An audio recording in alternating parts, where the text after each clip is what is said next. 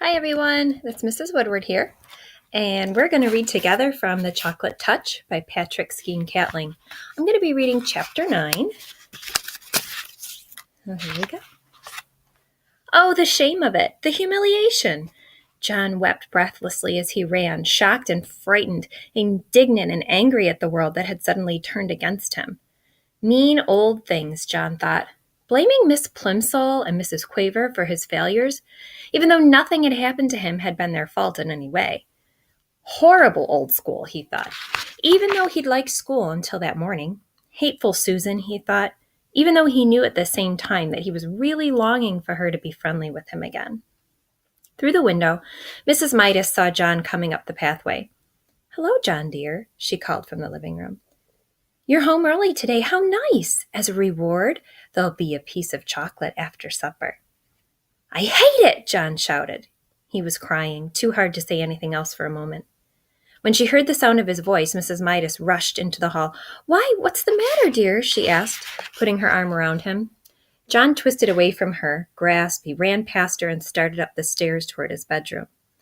"Susan doesn't want me at her birthday party," he said as he went. "I know she doesn't. Well, I don't want to go to her rotten old party anyway." "I don't think you really mean that," Mrs. Midas said. "Besides," she added, and John was halted by the softness of her voice. "Mrs. Buttercup just telephoned to say she was going to drive over herself at 4 o'clock to pick you up." "She did?" John said, blinking down at his mother from the top of the stairway. "Yes, she did," Mrs. Midas assured him. "So you'd better hurry and get yourself washed and brushed. Your party clothes are laid out on your bed." There were games on the Buttercups' lawn while it was still warm enough outside. Later, the party supper, including the birthday cake, was going to be served indoors, and there would be a magician and a short movie. John joined in the blind man's buff and grandmother's footsteps, fox and geese, and soon he became more cheerful. He even temporarily forgot about chocolate. Susan looked very pretty. Her yellow curls had been brushed so hard that they looked silkier than ever. She was wearing a big blue ribbon the same color as her eyes. Her cheeks were flushed with excitement, a deeper pink than her new party dress. On her feet were dainty little white socks and white shoes with straps that buttoned. Between games, Susan smiled at John and said, "I'm glad you came." They seemed to be on good terms again. Then Mr. Buttercup approached, bringing a bucket of water from the garage. He set it down in the middle of the lawn without spilling a single drop.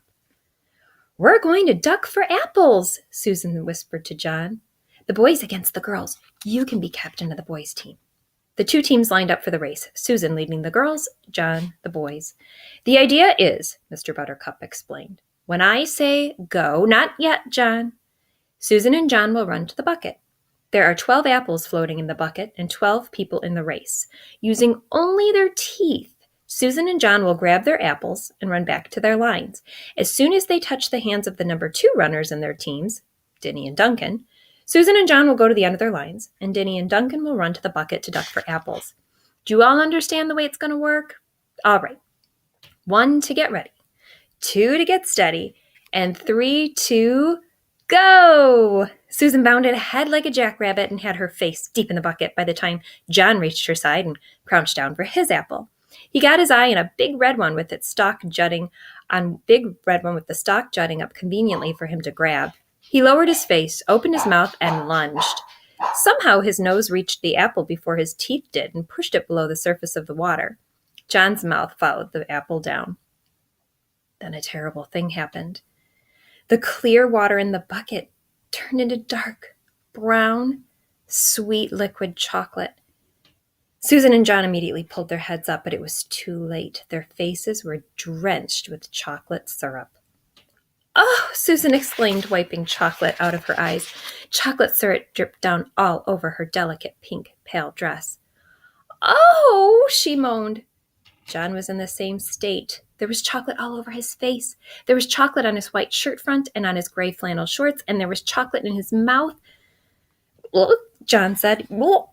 Susan was too surprised and angry to speak. For the second time that day, she turned her back on John and ran away from him. Mrs. Buttercup offered to clean John up, but he couldn't bear to stay at the party another minute. He started off at once for home.